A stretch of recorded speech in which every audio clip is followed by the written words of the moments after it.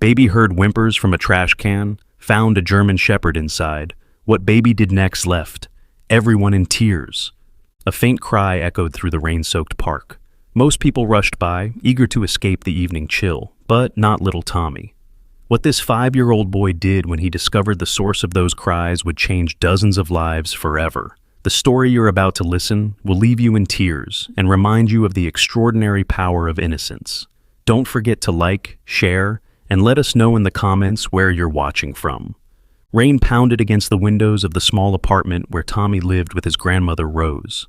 The storm had finally broken after 3 days of threatening skies, washing the city streets clean, but leaving behind a bone-chilling dampness that seeped through the old building's walls. "Grammy, can we please go outside now?" The rain stopped. Tommy pressed his small nose against the foggy glass, his breath creating delicate clouds that expanded and contracted with each exhale. Rose looked up from her mending. The needle paused mid-stitch. At 72, her movements had slowed, but her eyes remained sharp, especially when it came to her grandson. Tommy wasn't like other children his age. Where they saw only what was in front of them, Tommy seemed to see beneath surfaces, noticing things that even adults missed. "It's nearly dark, sweetie, and everything will be soaked through."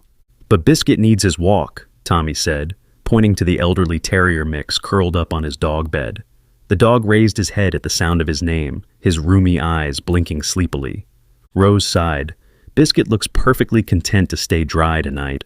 He told me he wants to go out." Tommy's face was completely serious. "He says the rain washed away all the old smells, and now everything smells new again." Rose pressed her lips together to hide her smile. Tommy had always insisted he could understand what animals were thinking. Usually she gently corrected him, but tonight she was too tired to argue. 10 minutes, she conceded, setting aside her mending. "And you're wearing your rain boots and jacket." Tommy's face lit up with joy as he raced to get his yellow boots. Rose moved more slowly, her joints protesting as she reached for their coats hanging by the door. She helped Tommy into his bright blue raincoat, zipping it up to his chin while he bounced impatiently. "Settle down now," she said. "Biscuit, you stay here where it's warm and dry." The dog yawned and settled deeper into his bed, clearly having no intention of venturing out into the wet evening. As they stepped outside, the air smelled clean and fresh. The rain had stopped, but water still dripped from trees and gutters, creating musical plinks and plops all around them. Tommy jumped gleefully into a puddle, sending water splashing in all directions. "Tommy, you'll soak yourself through," Rose scolded, but there was no real anger in her voice. They walked toward the small neighborhood park, Tommy skipping ahead and then waiting for his grandmother to catch up. The park was deserted, the playground equipment glistening wet under the streetlights that had just flickered on. "Stay where I can see you," Rose called as Tommy darted toward the swings. She lowered herself carefully onto a damp bench, grimacing at the cold seeping through her coat. Tommy ran from the swings to the slide, trailing his fingers along the wet metal, but not climbing up. Then he froze, his head tilted to one side like a small bird listening for worms. "Grammy," he called, his voice dropping to a whisper that carried in the quiet park. "Do you hear that?" Rose strained to listen, but shook her head. "Just the dripping, dear." "No, someone's crying." Tommy was already moving, following a sound only he could hear. He headed toward the far corner of the park, where a row of dumpsters stood behind the public restrooms. "Tommy, get back here this instant." Rose struggled to her feet, hurrying after him as quickly as her arthritic knees would allow. By the time she caught up, Tommy was standing on tiptoe, peering into one of the large green dumpsters. His small face was scrunched with concern. "There's someone in there, Grammy. They're hurt." "That's impossible," Rose said firmly, taking his hand. "No one would be in there. Come away now." But Tommy pulled free. "Listen," he insisted. And this time, Rose heard it too, a faint, pitiful whimpering coming from inside the dumpster. Her heart jumped into her throat. Was it possible? Had someone abandoned a baby? She'd read about such terrible things in the newspaper. "Stay back," she ordered Tommy, panic rising. "Let me look." But Tommy was already dragging over a plastic crate that had been discarded nearby. He climbed up before Rose could stop him and leaned precariously over the edge of the dumpster. "Oh!" he gasped. "Grammy, come quick! It's a dog!" Rose grabbed Tommy by the waist, terrified he would fall in. "Get down from there right now!"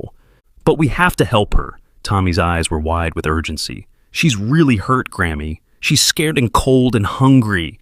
Rose helped Tommy down, then cautiously stepped onto the crate herself to look inside. What she saw made her blood run cold. Huddled against a pile of soggy cardboard was a large German shepherd, or what was left of one. The dog was so emaciated that every rib stood out starkly against its dull, matted coat.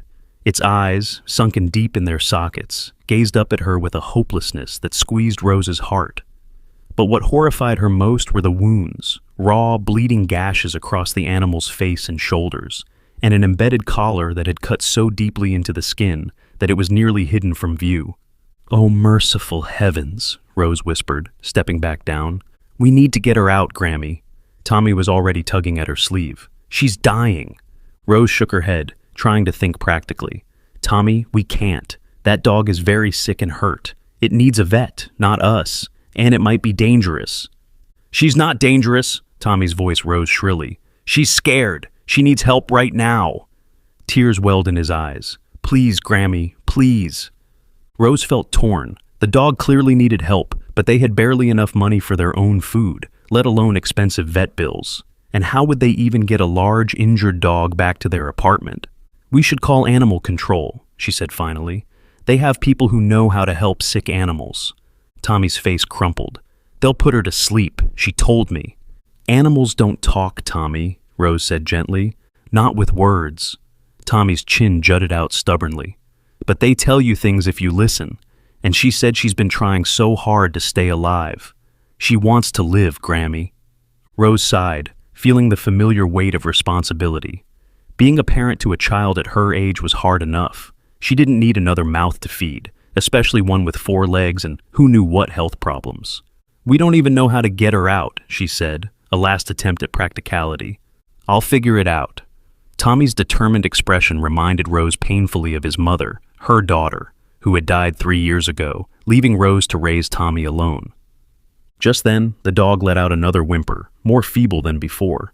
Something in that sound broke through Rose's hesitation. "All right," she said, already wondering if she'd regret this. "But we need help. That dog is too big for me to lift, and I don't want you climbing in there." As if in answer to her words, a man appeared from around the corner of the restrooms, startling them both. He was tall, with broad shoulders, wearing a baseball cap pulled low over his eyes. Rose instinctively pulled Tommy behind her. "Hello there," she said cautiously. The man stopped, raising his hand slightly as if to show he meant no harm. "Sorry, didn't mean to scare you. I was just using the facilities." His voice was deep but gentle. "Everything okay?" Rose hesitated, but Tommy didn't. "There's a hurt dog in the dumpster, and we need to get her out," he blurted. The man's eyebrows rose. "A dog? In there?" He stepped closer, looking concerned rather than threatening.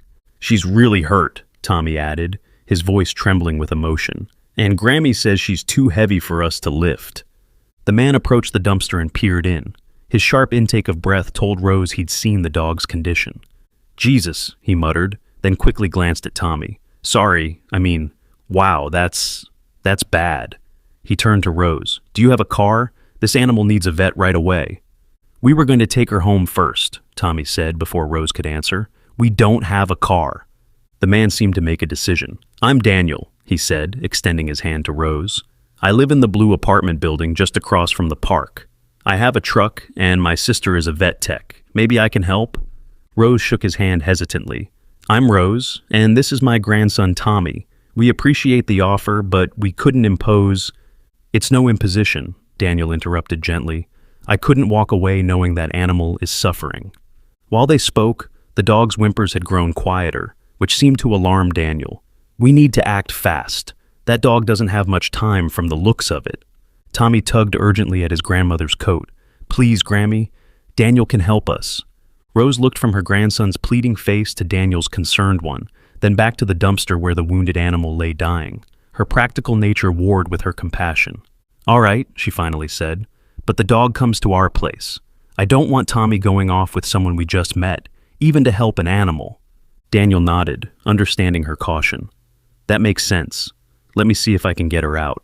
He removed his jacket, rolled up his sleeves, and climbed carefully into the dumpster. Rose and Tommy watched anxiously as he spoke in low, soothing tones to the injured animal. "Hey there, girl. Easy now. We're going to help you, okay? Easy." The dog growled weakly, trying to bare its teeth despite its weakness. "She's scared," Tommy called out. "Tell her you won't hurt her." Daniel glanced at the boy with surprise, but did as suggested. "I'm not gonna hurt you, girl. We're here to help. That's right, easy now." To Rose's amazement, the dog stopped growling, though its body remained tense. Daniel moved slowly, finally managing to slide his arms beneath the animal's body. The dog yelped in pain when he lifted her, causing Tommy to cry out in distress. "I'm sorry, girl," Daniel murmured. "I know it hurts." With great care, he passed the dog up and over the edge of the dumpster to Rose, who nearly buckled under the unexpected weight. Despite its emaciated condition, the dog was still a large animal. "Tommy, step back," she ordered, struggling to hold the trembling creature. But Tommy moved closer instead, reaching out to gently stroke the dog's filthy head. "It's okay," he whispered. "You're safe now. Nobody's gonna hurt you ever again." The dog's eyes, glazed with pain and fear, seemed to focus on Tommy's face. Then, to Rose's astonishment, the animal stopped struggling and relaxed slightly in her arms. Daniel climbed out of the dumpster, his clothes now dirty and wet. "Let me take her," he offered, carefully lifting the dog from Rose's arms. "Where do you live?" "The Pine Heights apartments, just 2 blocks over," Rose said, still stunned by how the dog had responded to Tommy. They made their way slowly out of the park, Tommy walking alongside Daniel, his eyes never leaving the injured animal. Rose followed, her mind racing with worries about what they were getting themselves into. The dog's breathing grew more labored as they walked, each breath ending in a small whine of pain that tore at Rose's heart. What had happened to this poor creature? Who could be so cruel? By the time they reached the apartment building, Rose was panting from the exertion of keeping up. She fumbled with her keys at the entrance, then led the way up 2 flights of stairs to their small apartment. "You can put her on those blankets," she said, pointing to a stack of old blankets she used for when the laundry machine in the basement was broken. Daniel gently laid the dog down, and immediately Tommy was beside the animal, stroking its head and whispering words too soft for the adults to hear. Biscuit, their elderly terrier, approached cautiously, sniffing the air but keeping his distance. "I've never seen anything like this," Daniel said quietly to Rose. "Those wounds. This dog has been through hell." Rose nodded grimly. "What do we do now?" "My sister Jenny finishes her shift at the animal hospital in 20 minutes. I'll call her." Daniel pulled out his phone and stepped into the hallway to make the call. Left alone with Tommy and the injured dog, Rose felt a wave of uncertainty wash over her. The animal's condition was worse than she'd initially realized. Its breathing was shallow, and blood was seeping through the matted fur onto her blankets. "Grammy, she needs water," Tommy said, looking up with tear-filled eyes. Rose hurried to fill a bowl, wondering if the dog would even be able to drink. When she returned, Tommy took it from her hands and held it to the dog's muzzle, supporting her head with his other small hand. "Drink a little," he encouraged. "Just a little bit." To Rose's surprise, the dog lapped weakly at the water, just a few drops, before letting her head sink back down. "Good girl," Tommy whispered. "You're so brave." Daniel returned, his face serious. "Jenny's coming straight here after her shift. She's bringing some supplies." He knelt beside the dog, carefully examining the embedded collar. "This needs to come off, but we should wait for Jenny. Removing it improperly could cause more damage." Rose nodded, then hesitated. "I should tell you, we don't have much money. I'm not sure we can afford." Daniel waved away her concerns. "Let's just focus on helping her right now. We can figure out the rest later."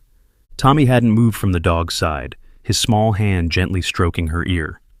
"She says thank you," he said suddenly. Daniel looked at the boy with curiosity. "She told you that?"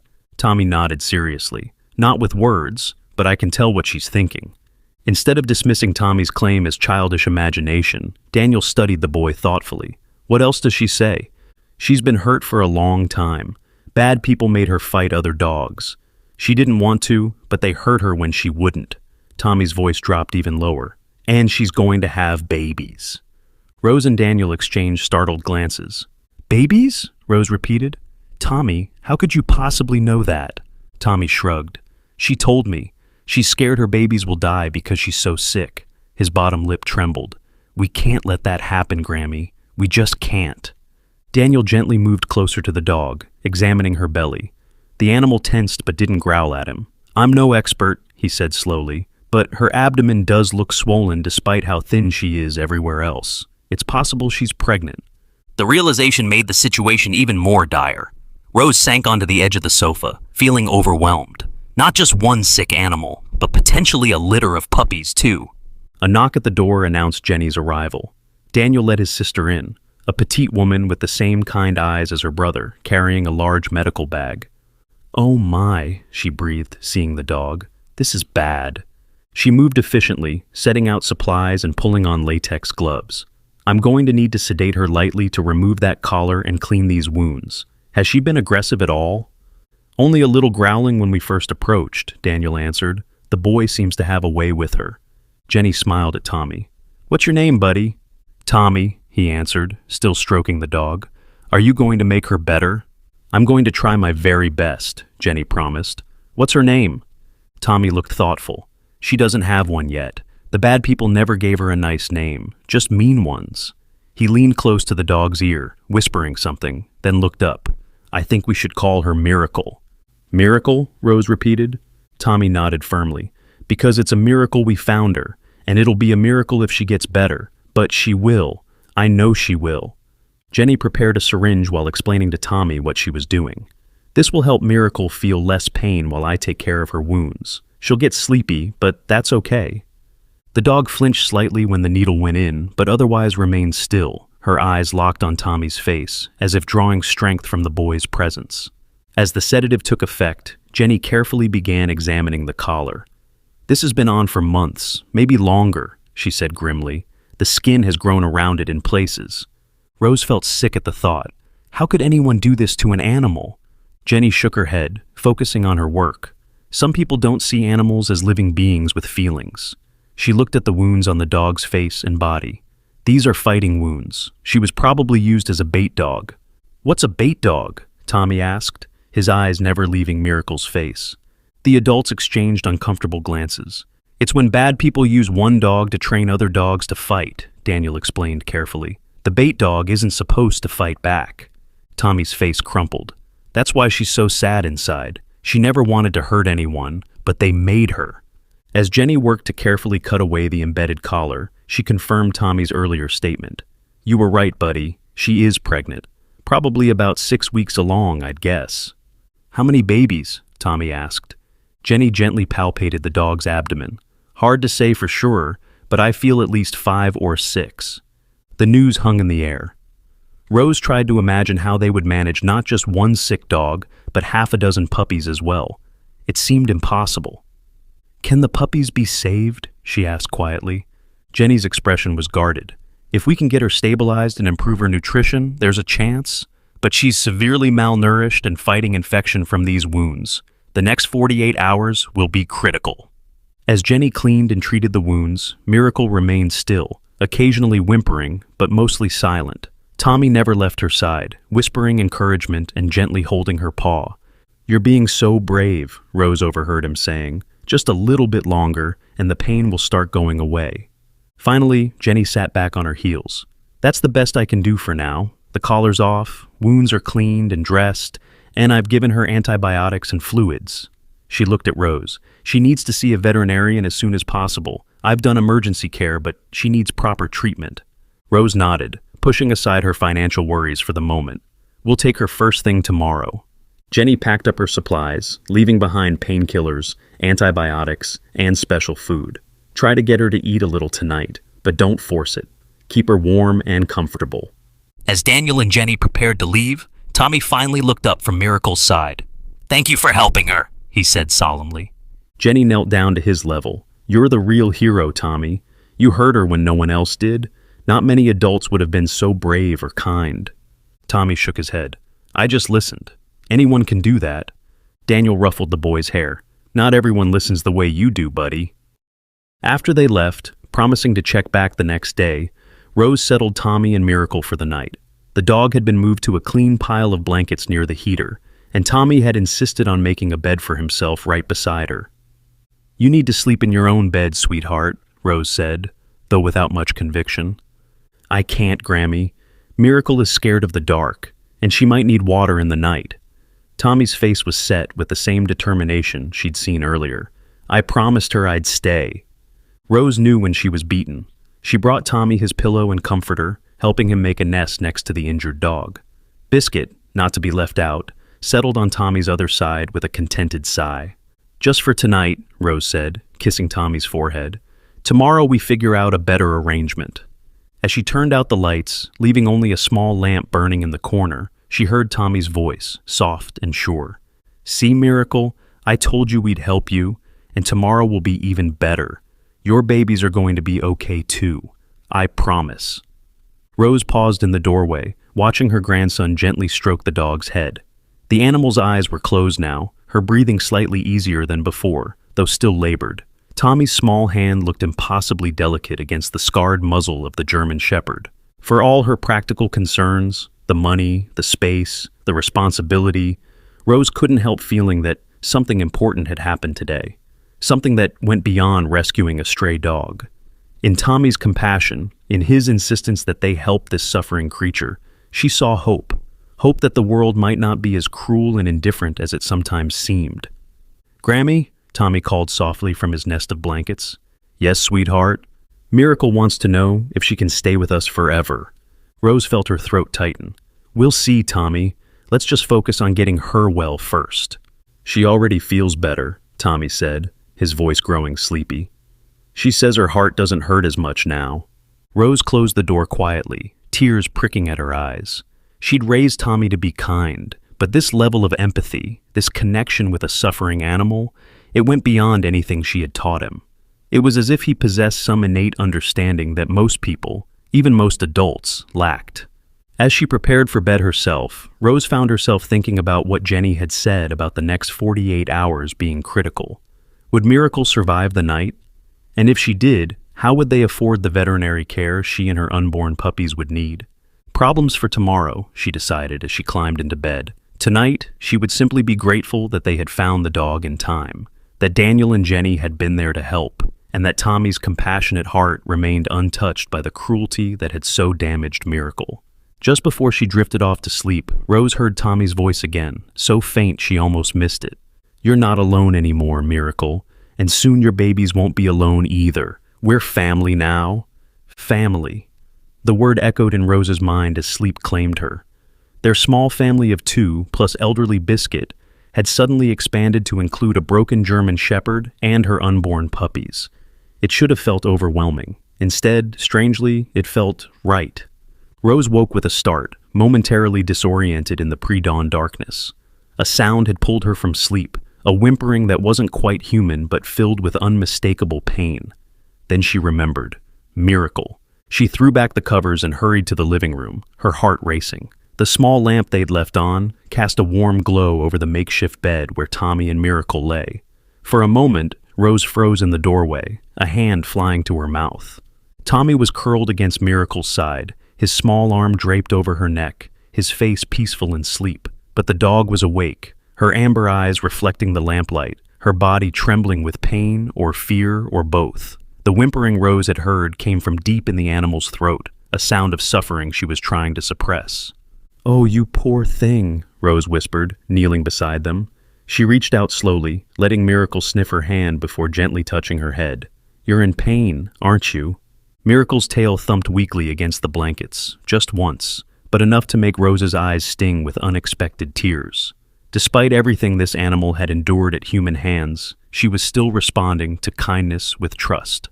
Tommy stirred, his eyes fluttering open. "Grammy?" he murmured sleepily. "Is it morning?" "Not quite yet, sweetheart. Go back to sleep." But Tommy was already sitting up, instantly alert as he looked at Miracle. "She needs her medicine. She's hurting bad." Rose checked her watch, 4:30 a.m. "You're right. It's time for her pain medication." She retrieved the pills Jenny had left, carefully crushing one and mixing it with a small amount of the soft food. Tommy watched anxiously as she brought it to Miracle. "She might not want to eat," he said, his forehead creased with worry. "Her throat hurts from where the collar was." Rose hesitated, unsure how to proceed, but Tommy took the small dish from her hands. "Let me try." With infinite gentleness, Tommy scooped a tiny amount of the medicated food onto his finger. "Just a little bit, Miracle," he coaxed, bringing it to her muzzle. "This will make the hurt go away." To Rose's amazement, Miracle's tongue crept out and licked Tommy's finger clean. Encouraged, Tommy continued, one small taste at a time, until the food was gone. "Good girl," he whispered, stroking her ears. "The medicine will start working soon." Rose watched in wonder. Tommy had always been a sensitive child, but this connection with Miracle went beyond anything she'd seen before. It was as if they communicated on some level that bypassed ordinary understanding. "Tommy, how did you know her throat was hurting her?" she asked quietly. The boy shrugged. "She told me, not with words, but—" He frowned, struggling to explain. "I can feel what she feels, sort of, inside my head." Before Rose could respond, Miracle let out a small whine and shifted position, her movements stiff and pained. Tommy immediately placed his hand on her side, his face serious. "The puppies are moving," he announced. "They're restless because she's not eating enough." Rose felt a chill run down her spine. How could he possibly know such a thing? She was about to question him further when her phone rang, startling them all. She hurried to answer it, surprised to see Jenny's name on the screen. "Jenny, is everything all right?" "I'm so sorry to call this early." Jenny's voice was tense with worry. "I couldn't sleep thinking about Miracle. How is she doing?" "She's in pain, but Tommy just got her to take the medication. We were going to bring her to the vet as soon as they open." "That's why I'm calling. I spoke with Dr. Nathan last night. He's the vet I work with. He's agreed to see Miracle first thing this morning at 7 o'clock, before regular hours." She paused. "He's doing it as a favor to me, and he'll work with you on the cost." Relief flooded through Rose. "Jenny, that's so kind. We can't thank you enough. Daniel will pick you up at 6:30, if that works. He's already awake anyway." After ending the call, Rose turned back to Tommy, who was watching her with hopeful eyes. "Was that about Miracle?" he asked. "Yes, sweetheart. A doctor is going to see her very soon. We need to get ready." Tommy's face lit up. "See, Miracle? I told you Grammy would find someone to help you." The next few hours passed in a blur. Getting Miracle into Daniel's truck proved challenging. She was too weak to walk and whimpered in pain when moved, each sound cutting through Rose's heart like a knife. Tommy insisted on riding in the back seat with the dog, speaking softly to her the entire journey. Dr. Nathan's clinic was quiet when they arrived, the waiting room empty except for a young woman at the reception desk, who directed them immediately to an examination room. The veterinarian himself appeared moments later, a tall man with silver-streaked hair and kind eyes behind wire-rimmed glasses. "This must be Miracle," he said, approaching slowly. "Jenny told me what happened. May I?" he asked Tommy, who hadn't left the dog's side. Tommy nodded solemnly. "She's scared, but she knows you want to help." Dr. Nathan's eyebrows rose slightly, but he said nothing as he began his examination. His face grew increasingly grave as he assessed Miracle's condition, particularly when he performed an ultrasound on her abdomen. "I count 6 puppies," he announced finally. "They appear to be developing normally, which is remarkable given the mother's condition." "Will they be okay?" Tommy asked anxiously. Dr. Nathan considered the boy thoughtfully before answering. "It's going to be touch and go, young man. Your dog—" "Miracle," Tommy corrected. "Miracle," Dr. Nathan acknowledged with a small smile, "is severely malnourished and fighting multiple infections. The wounds where the collar was embedded are particularly concerning, and she's weak from blood loss." Rose felt her heart sink. "Are you saying she might not make it?" Dr. Nathan's expression softened. "I'm saying she needs intensive care. Fluids, antibiotics, proper nutrition, wound management, and close monitoring of the pregnancy." He hesitated. "The most humane option might be—" "No," Tommy interrupted, his voice suddenly firm. "You can't put her to sleep. She wants to live. She wants her babies to live." "Tommy," Rose began, but Dr. Nathan held up a hand. "What makes you so sure, Tommy?" he asked, not unkindly. Tommy met the veterinarian's gaze without wavering. "Because she told me, and because she survived this long for a reason. Bad people tried to make her mean and hurt her when she wouldn't fight. They tried to break her, but they couldn't. Now she just wants a chance." An odd expression crossed Dr. Nathan's face, something between surprise and recognition. He studied Tommy for a long moment, then nodded. "All right then, we'll give her that chance." He turned to Rose. "It won't be easy, and I can't make any promises." "We understand," Rose said. "And about the cost." Dr. Nathan waved dismissively. "Jenny explained your situation. Let's focus on getting Miracle stable first. We can work out a payment plan later." He outlined the treatment plan. Miracle would need to stay at the clinic for at least 3 days for intensive care. After that, she would require ongoing treatment at home, with frequent checkups to monitor the pregnancy. The puppies are due in about 3 to 4 weeks, he explained. Between now and then, we need to improve Miracle's health dramatically if they're to have a chance. As they prepared to leave Miracle at the clinic, Tommy knelt beside her, whispering in her ear. Rose couldn't hear what he said, but she saw the dog's tail thump weakly in response. "She'll be okay here?" Tommy asked Dr. Nathan. "We'll take very good care of her," the veterinarian promised. "You can visit tomorrow, and I'll call your grandmother with updates." In the truck on the way home, Tommy was uncharacteristically quiet, his small face troubled. "Miracle will get the best care at the clinic," Rose assured him, reaching back to squeeze his hand. Tommy nodded, but his eyes remained distant. "She was so scared when we left. She thinks we might not come back." Daniel glanced at the boy in the rearview mirror. "You really understand her, don't you?" "I always could," Tommy said simply, "with all animals, but especially with Miracle. It's like we were supposed to find each other." Rose and Daniel exchanged looks, but neither commented further. When they reached the apartment, Daniel insisted on carrying the boy up the stairs, seeing how exhausted he was after the sleepless night. "You should try to rest," Rose told Tommy after Daniel left. "You've been up most of the night." But Tommy shook his head. "We need to make a place for Miracle and her puppies. She'll need somewhere safe and warm." Despite his fatigue, Tommy spent the morning helping Rose rearrange furniture to create a corner in the living room, just for Miracle. They lined a large cardboard box with soft blankets for the puppies, positioning it near the heater, but not too close. "See, Grammy, when she comes home, she'll know we were waiting for her, that we didn't forget." Rose's heart ached at his words. Tommy had lost so much in his young life, his mother, his home, his sense of security. Yet here he was, pouring all his love and hope into a broken dog that most people would have walked past without a second glance. The phone rang shortly after lunch, startling them both. It was Dr. Nathan. "I wanted to give you an update," he said, his voice carefully neutral.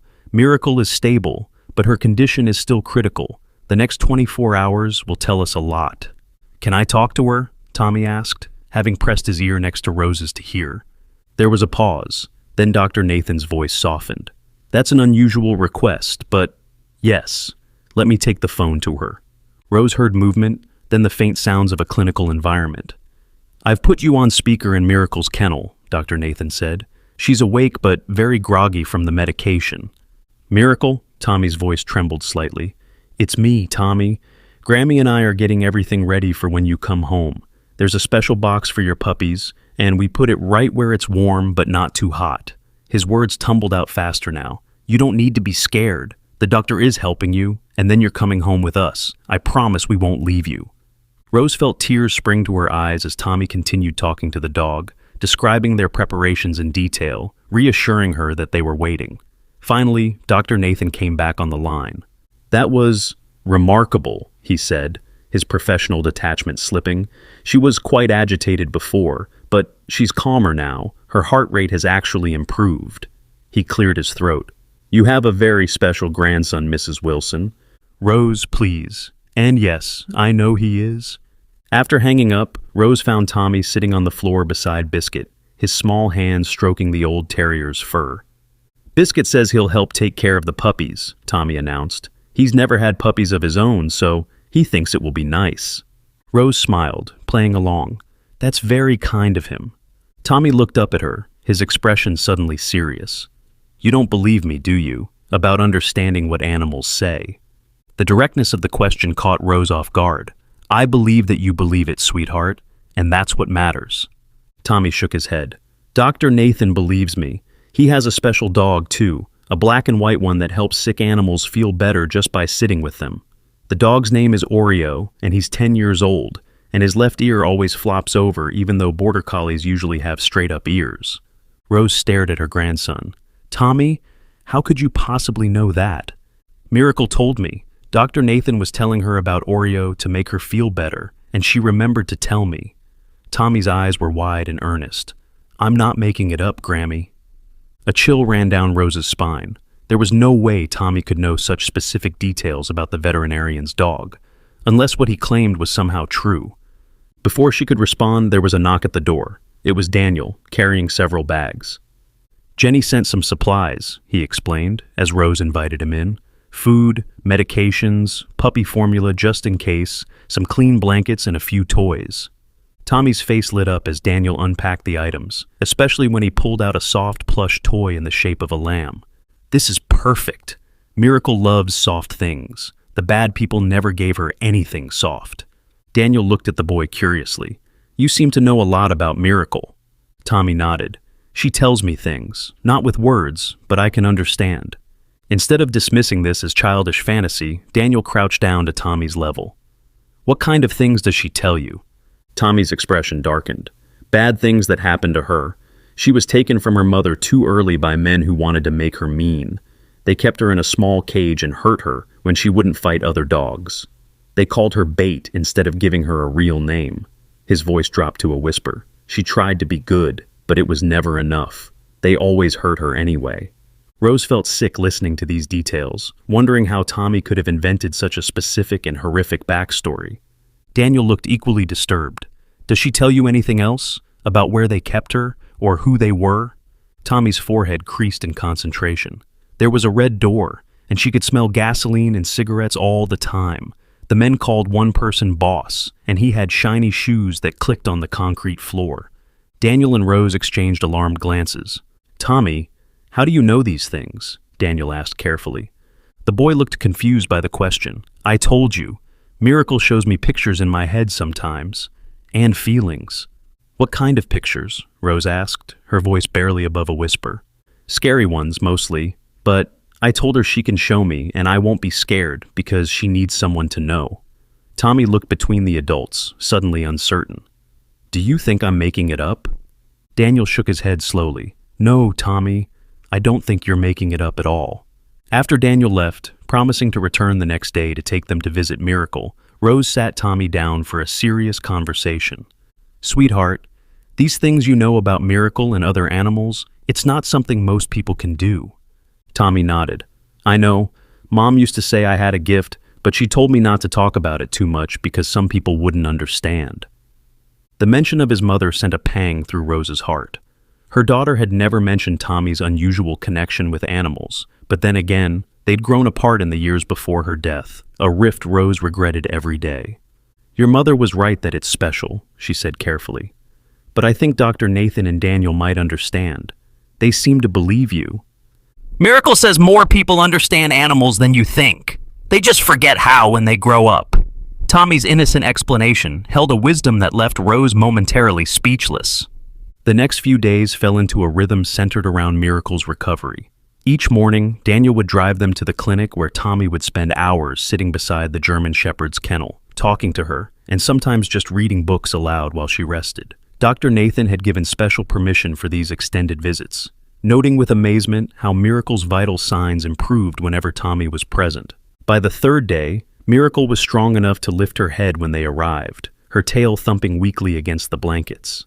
The severe wounds around her neck were beginning to heal, though the fur would never grow back completely, leaving a permanent ring of scar tissue as a reminder of her ordeal.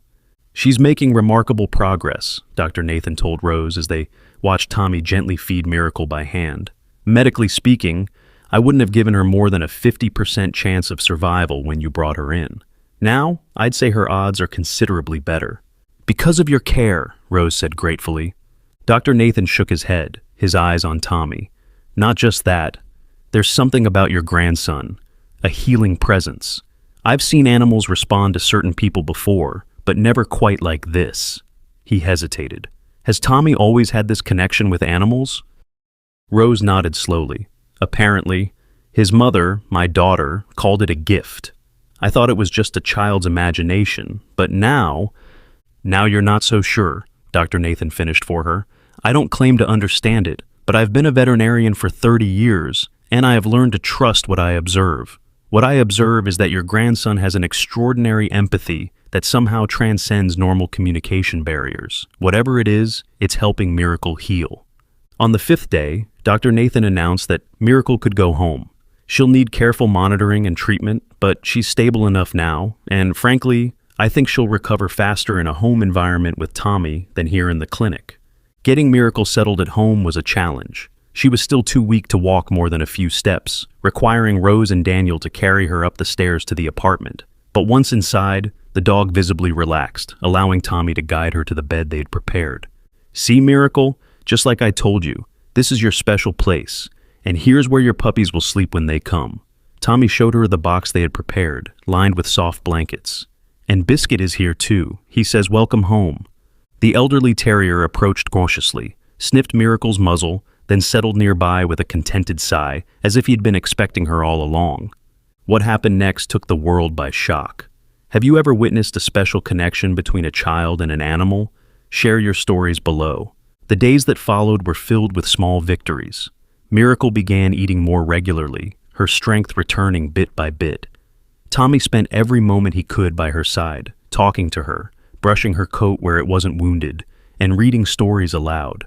Rose marveled at his dedication. He was only 5, yet he showed a patience and compassion that many adults lacked. Dr. Nathan visited every other day to check on Miracle's progress and monitor the pregnancy. "The puppies are developing well," he announced after one examination. "That's a very good sign. Miracle's body isn't sacrificing them to save herself, which can happen in severe cases of malnutrition." "She wouldn't let her babies die," Tommy said confidently. "That's why she fought so hard to stay alive." One evening, about a week after Miracle had come home, Tommy suddenly froze while feeding her, his small face becoming serious. "Grammy, someone's watching our building." Rose looked up from her mending, startled by the certainty in his voice. "What do you mean, sweetheart?" "Miracle can feel them. Bad people." Tommy's eyes were wide with worry. "They're looking for her." A chill ran down Rose's spine. "Tommy, how would anyone know Miracle is here?" "She says they have ways of finding dogs. They put something in her ear." Tommy gently touched Miracle's left ear, where a small healed incision was visible. "It's not there anymore because the doctors took it out, but they know she's somewhere in this area." Rose wanted to dismiss these fears as a child's imagination, but the specificity of Tommy's claim unsettled her. She went to the window and carefully peeked out from behind the curtain.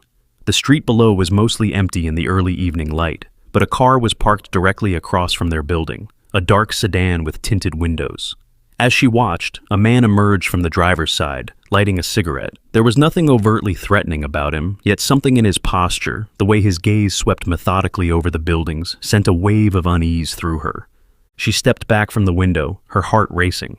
It could be nothing, a coincidence, a delivery driver taking a break, anyone. But what if Tommy was right? "I'm going to call Daniel," she said, trying to keep her voice steady. Daniel arrived 20 minutes later with Jenny. Rose had explained Tommy's concerns over the phone, feeling slightly foolish but unwilling to ignore the warning. "The car is gone now," she said as they entered the apartment, "but Tommy is convinced someone is looking for Miracle." Daniel's expression was grave. "He might be right. Jenny, show them what you found." Jenny pulled out her phone and showed Rose a post from a local community forum. "Reward offered, German Shepherd female, answers to bait, last seen near Riverside Park, valuable breeding dog, contact Victor." "That can't be a coincidence," Daniel said quietly. "Riverside Park is right where you found Miracle, and bait." "That's what the bad men called her instead of a real name," Tommy said, still sitting beside Miracle, who had grown noticeably tense since Daniel and Jenny arrived. Jenny nodded. "And there's more. I showed Dr. Nathan this post, and he recognized the phone number. It belongs to Victor Crane, who has been investigated multiple times for suspected involvement in dogfighting rings, but they've never had enough evidence to charge him." "He's the boss," Tommy whispered, "the one with the shiny shoes that click." Rose felt sick. So these people are actually looking for Miracle? Why? She's just one dog and she's in no condition to fight. "It's not about her," Daniel explained grimly. "It's about the puppies. German Shepherd puppies from fighting bloodlines can sell for thousands of dollars each on the black market. If Miracle was their bait dog, her puppies were likely already promised to buyers." Jenny crouched beside Tommy and Miracle. "We need to talk to the police. These people are dangerous, and if they're looking for Miracle, they'll hurt her babies," Tommy finished, his voice small but determined. "We can't let them." Rose made the call, and within the hour, Officer Patrick Wilson arrived at their apartment. He was a solidly built man with kind eyes that crinkled at the corners when he smiled at Tommy. "So, you're the young man who rescued this dog," he said, kneeling to get a better look at Miracle. "That was a brave thing to do." Tommy nodded seriously. She needed help, but now the bad people want her back. Officer Wilson's expression grew serious as Daniel and Jenny explained the situation, showing him the online post and sharing their concerns about Victor Crane. "We've been trying to build a case against Crane for years," Officer Wilson confirmed. "But he's careful, and dogfighting operations are notoriously difficult to infiltrate." He looked thoughtfully at Miracle. "This dog could actually be important evidence, if what you're saying about her being used as a bait dog is true." "It's true," Tommy said with absolute certainty. "She remembers everything they did to her." Officer Wilson studied the boy curiously, but didn't question his assertion. Instead, he addressed Rose. "I'm concerned for your safety if Crane suspects you have his dog. These operations involve serious money, and the people who run them don't hesitate to use intimidation." "What should we do?" Rose asked, fear settling in her stomach like a cold stone. "For now, be vigilant. Keep your doors locked, don't let the dog outside where she could be seen, and report any suspicious activity immediately." He handed Rose his card. "Call me directly, day or night, if anything concerns you." After Officer Wilson left, promising to increase patrols in the area, a heavy silence fell over the apartment. Miracle sensed the tension, pressing closer to Tommy's side. "We'll be okay," Tommy told her, stroking her head. "Officer Wilson is going to help us." But that night, after Tommy had finally fallen asleep, Rose sat alone in the kitchen, worry keeping her from rest. The thought of dangerous men searching for Miracle, potentially willing to harm her family to get to the dog, was terrifying. For a brief, shameful moment, she considered whether it might be safer to surrender Miracle to animal control, to remove the danger from their lives. The thought had barely formed when she heard the softest of sounds, the click of Miracle's nails on the kitchen floor. The dog had managed to walk from her bed to the kitchen, still weak but determined. She came to Rose's side and rested her scarred muzzle on Rose's knee, looking up with eyes full of an intelligence that couldn't be denied. "You understand, don't you?" Rose whispered, gently stroking the dog's head. "You know I'm scared." Miracle's tail gave a single, gentle wag, and in that moment, Rose felt something shift inside her. This animal had endured unimaginable cruelty, yet still found the capacity to trust, to love. How could Rose even consider abandoning her now? "We'll protect you," she promised softly. "Somehow, we'll keep you and your puppies safe." The next few days passed in a state of careful vigilance. Daniel installed a better lock on their door and gave Rose a small canister of pepper spray, just in case. Jenny brought supplies so they wouldn't have to leave the apartment often, and Dr. Nathan made house calls to check on Miracle's progress. Tommy, seemingly oblivious to the adult's anxiety, focused entirely on Miracle's care. Her wounds were healing well, and her belly grew more pronounced as the puppies developed. She was able to walk short distances now, though she tired quickly. "She's going to be a great mom," Tommy told Rose as they watched Miracle carefully arranging the blankets in her bed with her muzzle. "She's already practicing making things nice for her babies." Rose smiled, pushing aside her worries for a moment, to appreciate the simple joy in Tommy's voice. "I think you're right, sweetheart. She's going to be wonderful." That night, Rose was awakened by Miracle's growling. "Si, sir." A low, threatening sound she had never heard from the dog before. She sat up, instantly alert, and found Miracle standing at the bedroom door, her hackles raised, staring intently at the front door of the apartment. "What is it, girl?" Rose whispered, fear clutching at her throat. Tommy woke up, rubbing his eyes. "Someone's out there," he said with certainty. "Miracle can smell them." Rose reached for her phone with trembling hands, dialing Officer Wilson's number. "There's someone outside our apartment," she whispered when he answered. "Our dog is growling at the door." "I'm 5 minutes away," Officer Wilson responded, his voice calm but urgent. "Stay quiet, keep the lights off, and stay away from the door and windows." Rose gathered Tommy into her arms, pulling him away from the bedroom door. Miracle remained standing guard, her growl continuous but quiet, as if she understood the need for stealth. "It's going to be okay," Rose whispered to Tommy, though her heart was hammering so hard she was sure it would be heard through the walls. Tommy nodded, his eyes wide but remarkably free of fear. "Miracle won't let them hurt us, and she says they haven't found us yet. They're just checking all the apartments." True to his word, Officer Wilson arrived quickly. Rose heard his authoritative voice in the hallway, followed by hurried footsteps moving away. Then a gentle knock at their door. Mrs. Wilson, it's Officer Wilson. You're safe now. Rose checked through the peephole before unlocking the door. The officer stood alone in the hallway, his expression grave. 2 men were in your building, trying door handles on the 3rd floor. They ran when they saw me, but I got a partial plate number from their vehicle. He looked past Rose to where Miracle stood protectively next to Tommy. Your dog's instincts were spot on. If she hadn't alerted you, the implications hung in the air. If Miracle hadn't warned them, the men might have broken in while they slept. What do we do now? Rose asked, her voice steadier than she felt. Officer Wilson's face was grim.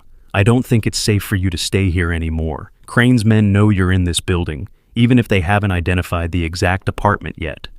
They'll be back. But where can we go? The prospect of leaving their home, small as it was, filled Rose with dread. They had nowhere else, no one else. I have a suggestion, Officer Wilson said. My sister runs a small farm about 30 miles outside the city. It's isolated, secure, and she loves animals. You could stay there until we resolve this situation. The offer was unexpected, but seemed heaven-sent. Within hours, Rose had packed their essential belongings, and Officer Wilson drove them to his sister's farm before dawn. Martha Wilson was a no-nonsense woman in her 50s, who welcomed them with open arms and hot chocolate, showing no hesitation about housing a pregnant ex-bait dog and her human family. Patrick told me what you've been through, she said, showing them to a cozy guest cottage on the property. You'll be safe here. No one comes to this farm without me knowing about it. The relief of being away from immediate danger allowed Rose to breathe easier than she had in days. Tommy and Miracle took to farm life instantly, with Tommy delighting in the chickens, goats, and 2 elderly horses that Martha kept. Miracle seemed to gain strength more rapidly in the open air, following Tommy at a careful pace as he explored the safely fenced property. Their peace was shattered 3 days later when Officer Wilson arrived with troubling news. Crane's men broke into your apartment last night, he told Rose while Tommy was outside with Martha feeding the chickens. They tore the place apart looking for Miracle. Rose felt sick. How did they know which apartment? My guess is they've been watching the building, noticed you hadn't been there for days, and took a chance. Officer Wilson's face was grave. These people are persistent, Rose. And the fact that they're going to such lengths to find one dog... It's about the puppies, Rose said, understanding now. They must be worth a lot of money. Officer Wilson nodded. Which gives us an idea. Jenny and Dr. Nathan think we might be able to use Miracle to finally build a case against Crane. The puppies are evidence of his operation, especially with the brand that was found in her ear. You want to use Miracle as bait? Rose asked incredulously. After everything she's been through? Not exactly. We want to set up a controlled situation where Crane reveals his connection to her. If we can prove he was running a dogfighting operation, we can shut him down for good, and Miracle and her puppies will be safe. The plan was risky, but the alternative, living in hiding, constantly looking over their shoulders, was worse. Rose agreed to think about it, though the thought of putting Miracle in any kind of danger, even controlled, made her physically ill. When she explained the situation to Tommy later, trying to simplify it for his 5-year-old understanding, his response surprised her. Miracle says she wants to help catch the bad men, he said solemnly. She doesn't want them to hurt any more dogs like they hurt her. Tommy, honey, I know you feel like you can understand what Miracle is thinking, but this is a very serious decision, and... She's sure, Grammy. Tommy's small face was set with determination. I told her it might be scary, but she says she's not afraid anymore. Not with us. The implicit trust in his voice, the certainty that they would protect Miracle, moved Rose deeply. She found herself nodding, though doubt still clouded her thoughts. We'll talk more with Officer Wilson tomorrow. The next day brought more complications. Martha, returning from town with supplies, reported seeing a car matching the description of Crane's vehicle, driving slowly past the turnoff to her farm. They couldn't have found us, Rose protested, but the fear in her voice betrayed her uncertainty. Officer Wilson was called immediately. We need to move forward with the plan, he said after hearing Martha's report. Crane is getting closer, and I don't want to risk him finding you before we're ready. The plan, as Officer Wilson outlined it, involved using controlled information to lead Crane to believe Miracle would be at a certain location for a veterinary appointment. Officers would be stationed throughout the area, waiting to catch him or his men in the act of attempting to take the dog. Miracle herself will be perfectly safe, Officer Wilson assured them. She'll be with Dr. Nathan in a secure room with officers present. Crane's men won't get anywhere near her. Still, the thought of deliberately drawing Crane closer filled Rose with dread. That night, as Tommy slept soundly, exhausted from a day of helping Martha with farm chores, Rose sat beside Miracle's bed, gently stroking her head. "I don't know if Tommy is right about being able to understand you," she whispered. "But if he is, if you can understand me, I want you to know that I'm scared.